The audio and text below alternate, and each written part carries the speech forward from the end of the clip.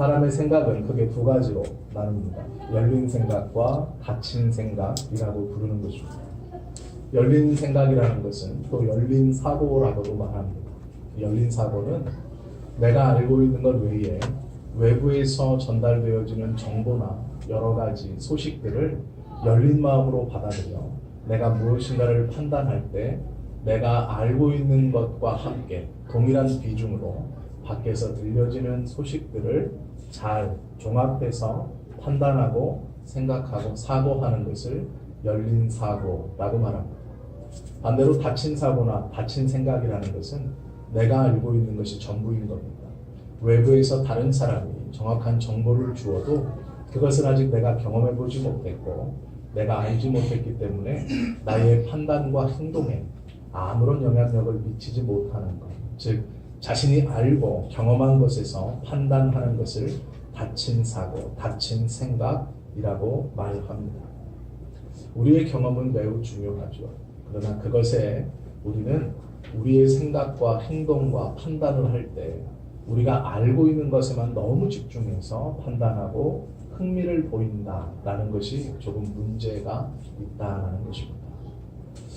권사님과 얘기하는 중에 우리 집사님 한 분이 프랑스 파리를 여행하신 것 같습니다. 파리의 루브르 박물관을 가보신 것 같아요. 그래서 이제 권사님하고 얘기하는 것 가운데 유명한 그림을 보려고 갔는데 사람들이 너무 많아서 제대로 보지 못했다라고 말합니다. 파리의 루브르 박물관에는 조각과 골동품 그리고 미술품 등 여러 가지 수많은 예술 작품들이 시대별로 또 그 형태와 종류별로 그 박물관 전체에 수십만 점이 진열되어 있습니다. 전 세계에서 관광객이 몰리는 이 루브르 박물관에는 항상 사람이 북적이는 곳이 있습니다. 어디일까요? 그 집사님도 동일하게 그곳 앞에서 서성이다가 사람이 너무 많아서 제대로 구경도 못하고 오셨다라고 합니다.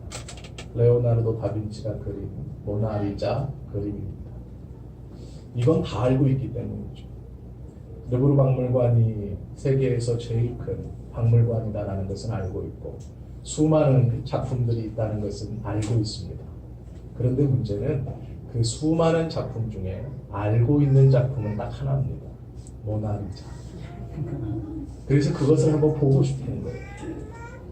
야, 내가 이 박물관에 왔으니까 초등학교 다닐 때 그림책에서 보았던, 미술책에서 보았던 모나리자, 중고등학교 때 책에서 보았던 모나리자, 모조품이 수만 점이 전 세계에 걸려 있다는 모나리자, 눈썹 없이 살짝 미소 짓고 있는 이 여인의 그림을 내가 한번 직접 보고 싶다는 것이죠. 왜 그럴까요? 그건 알고 있기 때문입니다. 그 모나리자는 알고 있기 때문에 궁금하고 보고 싶은 것이죠. 그 박물관에는 수십만 점의 유물과 작품들이 있지만 유독 그 모나리자 앞에 전 세계의 대부분의 관광객들이 몰려 있습니다. 이유는 그것은 알고 있기 때문입니다. 우리의 눈은, 우리의 생각은 내가 알고 있는 것에 쫓아가게 되어 있습니다. 귀도 마찬가지죠. 다 똑같이 듣고 있지만 듣고 싶은 것만 듣는 것이 우리의 귀입니다. 대화를 똑같이 하지만 A라는 사람과 B라는 사람은 전혀 다른 것을 듣고 있는 경우가 많습니다. 똑같이 지금 예배 가운데 하나님의 말씀을 듣는다고 우리가 앉아있지만 저는 A라고 말하고 있는데 듣는 성도님들은 B와 C와 D로 듣는다는 것을 저는 알고 있습니다. A라고 전했다고 다 A라고 알아듣지 못한다는 것도 알고 있죠. 우리가 약속을 하면서 롯데백화점에서 보자. 잠실에 사는 사람은 잠실 롯데백화점으로 갈 것이고 목동 롯데백화점에 가본 사람은 목동으로 갈 겁니다. 그것과 같습니다. 롯데백화점에서 보자. 그러면 자기가 알고 있는 롯데를 찾아가게 되겠죠. 잠실 롯데백화점에 사는 사람, 가본 사람이 목동 롯데백화점으로 가지는 않습니다. 이것이 우리의 사고의 한계이고 듣고 싶은 것만 듣고 보고 싶은 것만 보는 것이죠. 오늘 본문에 보시면 이 제자들도 예수님이 하셨던 수많은 이야기들 중에 다 빼놓고 자기들이 듣고 싶은 이야기만 듣고 있습니다. 오늘 우리가 본 이 9장 33절 앞부분을 먼저 보면 왜 이 33절부터 이 문제가 생겼느냐라는 것을 우리가 더 분명히 알 수 있습니다. 9장 초반에 보시면 인자가 사람들의 손에 넘겨져 죽임을 당한 지 3일 만에 살아나리라 라고 말씀하셨습니다. 그런데 제자들은 그것을 듣고도 이 말씀을 깨닫지 못하고 묻기도 두려워하더라 기록되어 있죠. 예수님이 죽는다는 사실을 제자들은 듣고 싶지 않은 겁니다. 거부하고 싶죠. 왜 그럴까요? 같이 죽자라고 말하실까봐 였을지도 모르겠습니다. 아니면 베드로는 이 말을 듣고 펄쩍 뜁니다. 그리고 예수님께서 사단아 내 뒤로 물러가라. 너는 하나님의 일을 생각지 않는다라고 말씀하시고 나를 넘어지게 유혹한다라고도 책망하셨습니다. 이 말을 듣고도 제자들은 깨닫지 못합니다. 그런 경험을 했음에도 십자가에 달려 죽으시고 나는 것을 받아들이려고 하지 않죠. 그 말씀을 인정하지 않죠. 아니었자면 알고 있었을지도 모릅니다. 알고 있었을지도 모르나 그것이 자기들에게 미칠 여파가 두려워 차마 그것을 수긍하지 못했을 수도 있습니다.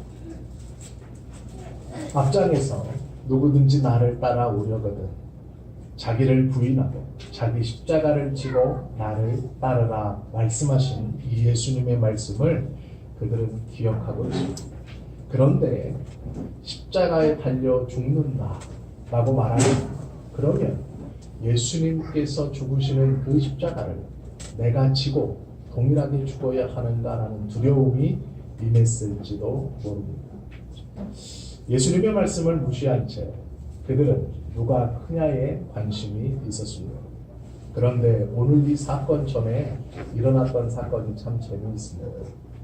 성경의 말씀은 앞, 뒤를 같이 보면 참 좋죠. 오늘도 이 누가 크냐의 사건이 일어나기 전 사건의 발단이 있습니다. 그게 무엇이냐면요. 예수님께서 베드로와 야고보와 요한만을 데리고 산에 올라가셨다라는 것이죠. 그곳에서 베드로는 예수님이 변화되어 모세와 엘리야와 이야기하고 계시는 놀라운 모습을 보게 됩니다. 즉 베드로와 요한과 야고보만이 이 예수님이 변화되고 또한 모세와 엘리야와 함께 산 꼭대기에서 말씀하고 계시는 이 놀라운 모습을 이 세 명의 제자만 보게 됩니다. 그리고 베드로가 말하죠. 예수님, 여기가 좋사오니 우리가 여기서 초막셋을 짓지요. 하나는 주님을 위해서, 또 하나는 모세를 위해서, 또 하나는 엘리야를 위해서 그렇게 하사이다. 예수님께서 말씀하시죠. 인자가 죽은 자 가운데서 살아날 때까지는 오늘 본 것을 절대로 이야기하지 말아라. 이게 무슨 상황이냐면요. 12명의 제자들이 예수님과 함께 산 아래까지 왔습니다. 그곳에서 예수님이 베드로와 야고보와 요한만을 데리고 산 정상으로 가십니다. 그런데 놀랍게도 이 세 명의 제자는 예수님이 변화되어 모세와 엘리야와 이야기를 나누고 계신 이 놀라운 광경을 직접 봅니다. 그리고 이 본 것을 누구에게도 이야기하지 말아라라는 이 예수님의 말씀을 듣고 산을 내려왔습니다. 산을 내려왔는데 문제가 생기죠. 산 밑에 있던 9명의 제자들에게 서기관들과 붙어 논쟁을 하고 있는 겁니다. 무슨 일이냐 물으니 서기관들이 대답하죠. 당신의 제자들이 귀신을 쫓아내지 못합니다. 이때 예수님이 믿음이 없는 자들아 책망하시고 귀신을 쫓아내 주시죠. 이때부터입니다. 산 위에 올라갔던 세 명의 제자들은 어땠을까요? 산 밑에 있는 9명의 제자들은 어땠을까요? 9명의 제자들이 선한 마음으로 역시 베드로와 야고보와 요한은 우리와는 다르게 예수님께서 인정하시는 좀 특별한 제자이구나, 저런 대접을 받아 마땅하지라고 생각했겠습니까? 아니죠. 저들이 무언데, 나와 저가 뭐가 다른데, 저들은 따로 선택되어 산으로 올라가는가 생각했을 겁니다. 산 위에 올라갔던 제자 셋은 어떤가? 놀라운 경험을 하고 내려왔습니다. 말하고 싶어 죽겠죠. 입이 근질근질 할 겁니다. 그런데 내려와 보니 산 아래에 있는 9명의 제자들은 그 귀신 하나 쫓아내지 못하여 꾸중을 듣고 있습니다. 그러니 어땠을까요? 우리와 너희는 다르다라는 것이죠. 3명의 제자들은 나는 너희와 구별됐다라는 생각을 당연히 했을 겁니다. 내가 얘기할 수 없지만, 내가 지금은 너희들에게 말해줄 수 없지만, 산 위에서 우리는 놀라운 것을 보았다. 너희 9은 산 밑에서 그깟 귀신 하나 쫓아내지 못하여 예수 공동체의 이름을 욕먹이고 있었을 때, 우리는 예수님께 선택되어 산 위로 올라가 정말로 놀라운 경험을 하였다라고 스스로 교만히 고개를 쳐들고 있었다라는 것이죠. 이때부터 제자들은 누가 높냐의 싸움을 시작합니다. 특별하게 여기는 내가 은혜를 받았다는 것, 너희는 아직 그 수준이 아니라는 것, 이렇게 구별해놓고 이때부터 서로 누가 높냐라는 논쟁이 시작되죠. 예수님은 어떠셨을까요? 가버나움까지 쭉 오시면서 예수님께서 그 전에 계속하신 말씀은 십자가에서 죽는다라는 것이었습니다. 제자들의 이 누가 크냐의 논쟁은 예수님과 전혀 상관이 없는 것이죠. 예수님은 관심 없는 것을 제자들은 관심 있어 합니다. 갈릴리에서부터 시작된 이 논쟁이 가버나움을 가는 동안 3대 구로 나누어서 제자 공동체의 분쟁으로 일어나고 있었습니다. 누가 크냐라는 것이죠. 예수님과 제자들은 지금 함께 걸어가고 있지만 각각 다른 생각들을 합니다. 제자 3명은 우리가 더 높을 것이다 자신하고 확신했을 겁니다. 제자 9은 저 셋이 뭔가 있긴 있는 것 같은데 그렇다고 뭐 너희가 별다르냐? 예수님은 전혀 다른 생각들을 가고 이 길을 걸어갔다라는 것이죠. 가버나움에 도착하셔서 집안에 들어가셔야 예수님이 묻습니다. 너희가 길에서 토론한 것이 무엇이냐? 성경은 그들이 잠잠했다라고 말합니다. 왜 잠잠했을까? 그 토론이 잘못된 것임을 제자들도 알고 있었기 때문이죠. 그것이 바르지 못한 것임을 이 제자들도 다 알고 있었기 때문에 잠잠했죠. 대답할 수 없었던 것이죠. 그런데 문제는 이 제자들의 싸움과 다툼이 우리의 모습이다라는 것이죠. 우리도 하나님의 나라에 대한 관심이 전혀 없죠. 누가 크냐가 우리의 삶에 아주 중요한 관심이죠. 누가 돈을 많이 버냐가 우리 삶의 중심이죠. 논쟁거리고 이야기거리죠. 누가 복을 많이 받았느냐, 적게 받았느냐, 그것이 우리의 싸움이고 우리의 관심의 중심이죠. 우리도 똑같습니다. 현실적인 삶에서 주의 말씀을 알지만 그대로 살아가지 못하는 것, 하나님과의 관심과는 전혀 다른 곳에 관심을 두고 살아가는 것, 그것이 우리들의 모습이죠. 제자들이 이해가 갑니다. 왜요? 우리도 누가 크냐, 누가 잘 사냐, 누가 부자냐, 누가 많이 배웠냐, 누가 많이 가졌냐가 관심이기 때문에 그렇습니다. 예수님께서 이 땅에 오셔서 전파하신 복음은 심령이 가난한 자는 복이 있나니 천국이 그들의 것이다 라는 것입니다. 너희의 왕병을 돌려치거든 오른병도 돌려대라 라는 것이죠. 원수를 사랑하고 너를 박해하는 자들을 위해서 기도하라 라는 것이죠. 무엇을 먹을까, 무엇을 마실까, 무엇을 입을까 염려하지 말라라는 것이 우리 예수님의 가르치심이죠. 좁은 문으로 들어가라 라는 것이 우리 예수님의 가르치심이죠. 그러나 우리는 그것에 관심이 없습니다. 누가 크냐는 예수님께서 한 번도 가르치신 것이 아니죠. 그러나 우리는 배우지도 가르침을 받지도 또한 예수님께서 말씀을 한 번 해주신 적도 없는 잘 먹고 잘 사는 문제에만 우리의 온 관심이 있다는 제자들의 이 다툼을 충분히 공감합니다. 우리도 그렇게 살고 있기 때문이죠. 대답하지 못하는 제자들에게 예수님이 이어서 이런 말씀을 하십니다. 누구든지 첫 번째가 되고 싶으면 마지막이 되어라 말씀해 주시죠. 누구든지 첫째가 되고 싶으면 뭇사람을 섬기는 사람이 되어야 한다라고 말씀하시죠. 첫째가 되고 싶은데 끝이 되라. 이해하기 힘든 말씀입니다. 저와 여러분들은 이 멋진 말씀을 멋진 말씀으로는 받지만 실천하기는 쉽지 않습니다.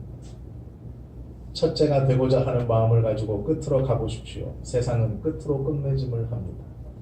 그 사람을 높여 첫째로 올려주던가요? 그렇지 않죠.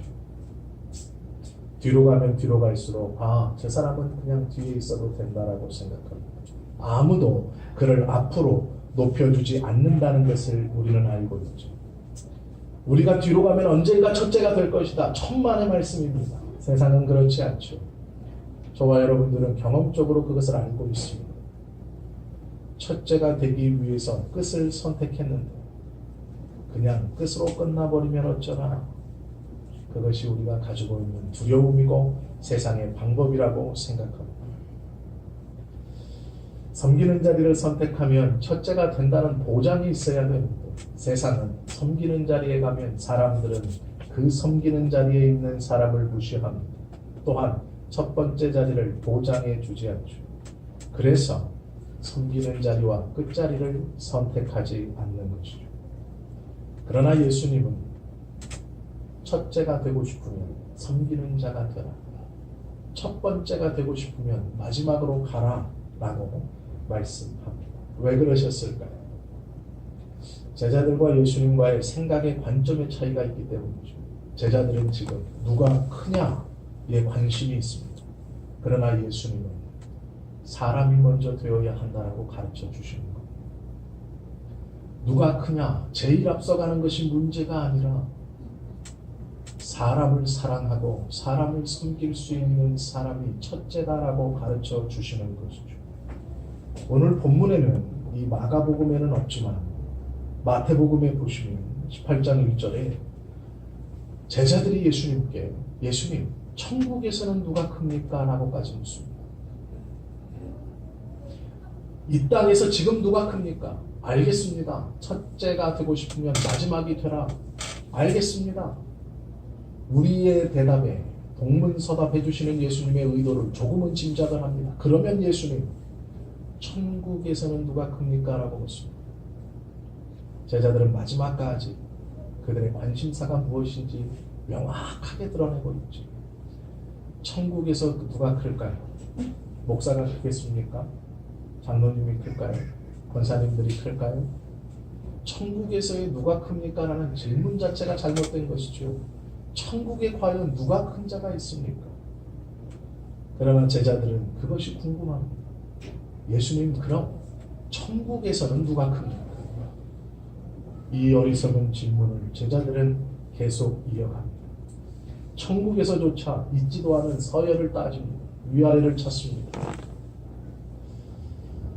하버드 대학교 교수직을 포기하고 장애인 공동체를 섬겼던 우리가 여러 책을 통해서 많이 보았던 헬리나 오웬 이 신부님의 예수님의 이름으로라는 책이 있습니다. 이 책에 보면 현대의 사람들의 세 가지 리더십의 위기가 있다라고 말합니다. 첫 번째는 현실적이 되라라는 것입니다. 많은 사람들의 마음속에 네가 지금 힘들고 어렵고 고통받는 이유는 네가 신앙 안에서만 머물러 있기 때문이다. 현실로 돌아와라라는 거죠. 이 위기는 성경의 말씀이 온전치 않으니 세상에서 통하는 방법과 처세술로 너의 위기를 극복하라라는 그것이 현실적이다라는 사단의 꼬임이 우리 안에 가까이 있다라는 것입니다. 너의 위기는 현실적이어야 한다. 기도로 해결할 수 없다. 하나님이 해결해 주지 못한다. 인간적인 방법과 세상에서 통용하는 방법을 써라라고 자꾸 속삭인다라는 거죠. 이것을 통해 교회가 세상과 타협했고 세속화가 되어져 가고 있다라는 것입니다. 두 번째는 멋있게 보이라는 것이죠. 이 위기는 예수님께서 시험을 받았던 성전 꼭대기에서 뛰어내려라. 네가 하나님의 아들이거든 너의 발을 보호하여 머리카락 하늘도 다치지 않게 하겠다는 사단의 계획과 똑같습니다. 사람들이 주목하는 방법, 사람들이 멋있게 보는 것으로 해결하라는 것이죠. 이것이 사단의 유혹입니다. 하나님의 칭찬이 아니라 사람의 칭찬과 관심에 따라 움직여라 라고 가르친다라는 것이죠. 세 번째는 힘이 최고다라는 것입니다. 바로 오늘 이 문제죠. 누가 크냐, 누가 많이 가졌느냐, 누가 권력이 있느냐의 문제로 이 세상은 해결받고 살아갈 수 있다라는 것이죠. 기독교 역사상 큰 모순 중 하나는 하나님을 믿는 수많은 사람들이 정치, 경제, 군사, 사회, 도덕적인 힘에 이끌려 굴복해왔고 하나님의 사랑 대신에 권력에 불붙어 약한 자를 떠나 권력이 있는 자의 비율을 맞추며 살아왔다라는 것이죠. 십자가 대신에 지배력을 섬기는 것보다는 앞에서 이끌고 나아가려는 유혹을 받아 많은 신앙인들이 이 유혹에 넘어져 무너졌다는 것을 헨리 나우에는 지적하고 있습니다.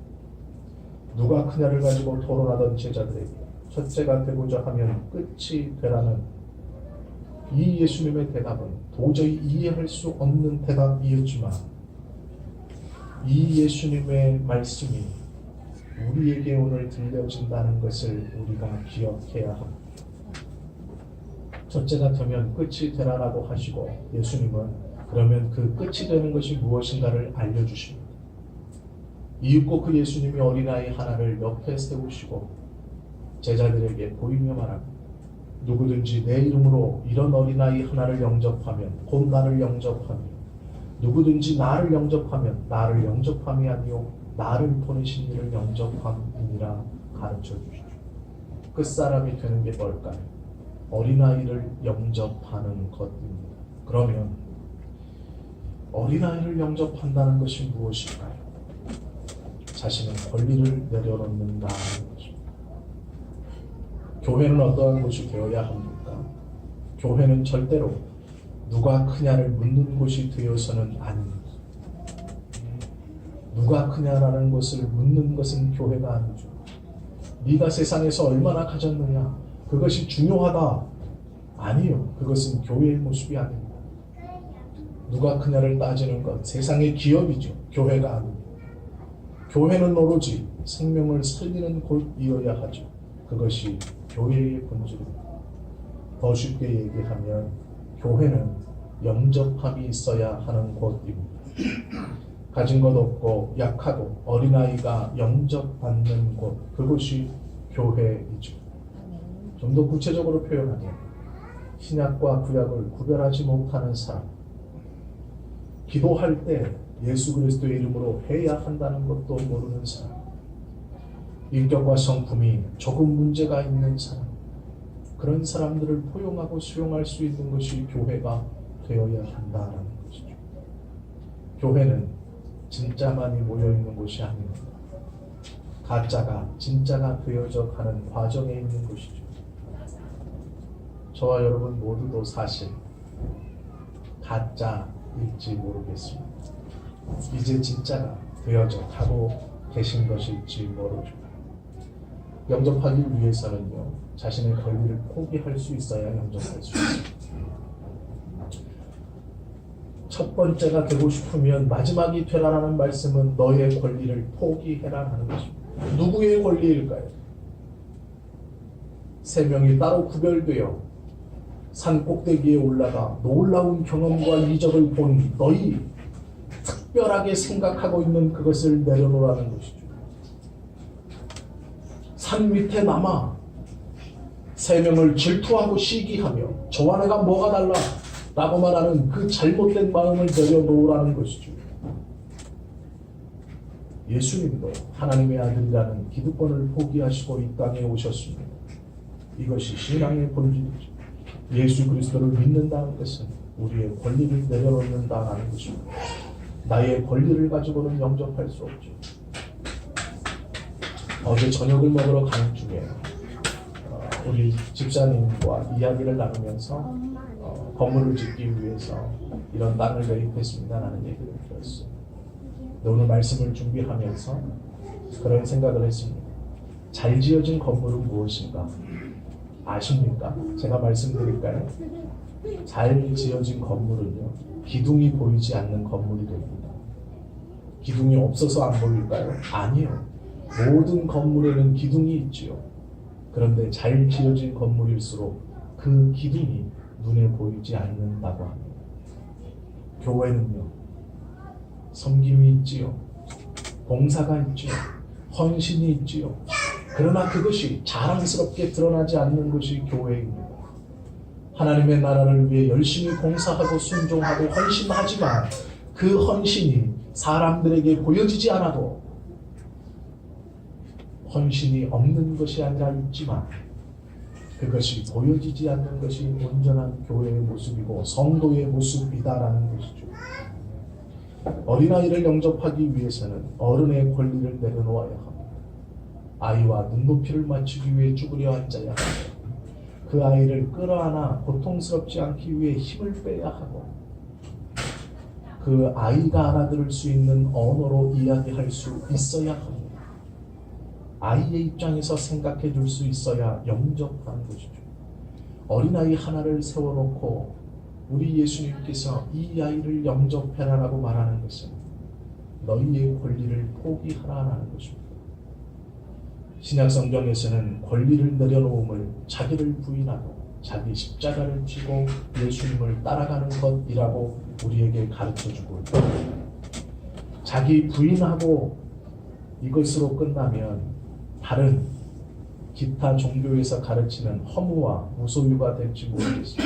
그러나 우리 예수님은요, 자기를 부인하는 것뿐 아니라 십자가를 지고 따르라 말씀하십니다. 하나님께서 주신 거룩한 의무와 책무를 지고 이 믿음의 길을 쫓아오라라는 것이죠. 우리는 누가 크냐가 아니라 내가 지고 있는 십자가가 무엇이냐에 더 집중할 수 있어야 합니다. 내가 크다고 자랑할 것이 아니라 하나님께서 나에게 지고 따라오라고 하는 십자가는 무엇인가에 더 주목해야 하죠. 신앙생활이 힘들고 여러 사람들과의 관계가 불편하십니까? 무엇보다 하나님과의 친밀한 교제에 힘을 쏟으십시오. 우리 주님께서 회복시켜 주실 것입니다. 십자가를 지는 일이 때로는 힘들고 어려울 수 있습니다. 왜 나에게만 이러한 어려움을 주시는가? 견딜 수 없을 때가 있죠. 그러나 꼭 기억하십시오. 그 십자가는 우리의 어깨를 짓누르고 무겁고 고통스럽게 하는 것이 아니라 우리를 고치고 치유하고 하나님과 더욱더 가까이 가게 하는 은혜의 십자가라는 것입니다. 오늘 이 시간 제자들이 듣고 싶은 것만 듣고 묻고 싶은 것만 물으며 예수님과는 전혀 다른 사고방식으로 살았다라는 것, 그들의 신앙이 잘못된 것임을 우리 예수님께서 지적해 주시고 예수님의 관심과는 다른 너희들의 권리를 내려놓고 온전히 십자가를 지고 나를 따르라, 이 가르쳐 주신 말씀이 우리 안에 동일한 말씀으로 자리 잡아야 할 것이며 나의 권리를 포기하고 주님의 주권을 인정하며 주님의 십자가를 기쁘게 지고 가는 저와 여러분들이 다 되셔야 한다라는 것이죠. 누가 크냐에 관심에서 하나님이 나에게 지어주신 주의 뜻은 무엇인가를 더 깊이 고민하고 관심 있게 보시는 그리하여 오늘 우리 예수님께서 제자들에게 친히 가르쳐 주신 이 놀라운 복음의 진리를 깨닫고 저와 여러분들의 삶에 실천하고 누리며 살아가는 우리 모두가 되시기를 예수님의 이름으로 축원합니다. 기도하시겠습니다. 은혜 하나님 감사합니다. 제자들의 관심은 온통 누가 크냐입니다.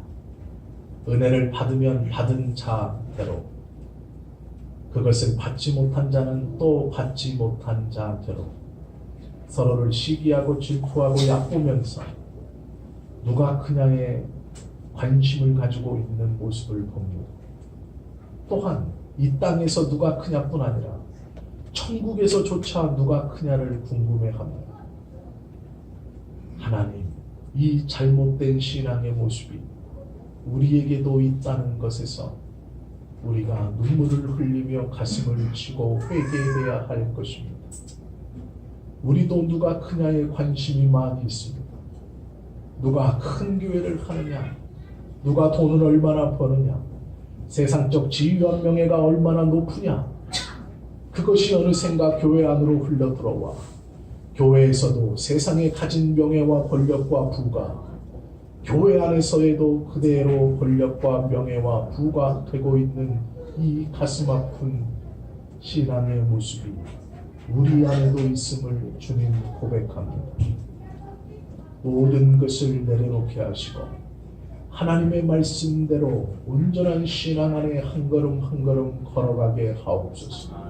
세상의 것과는 다른 온전한 교회의 모습을 회복되는 우리 성지 교회가 되게 해 주옵소서.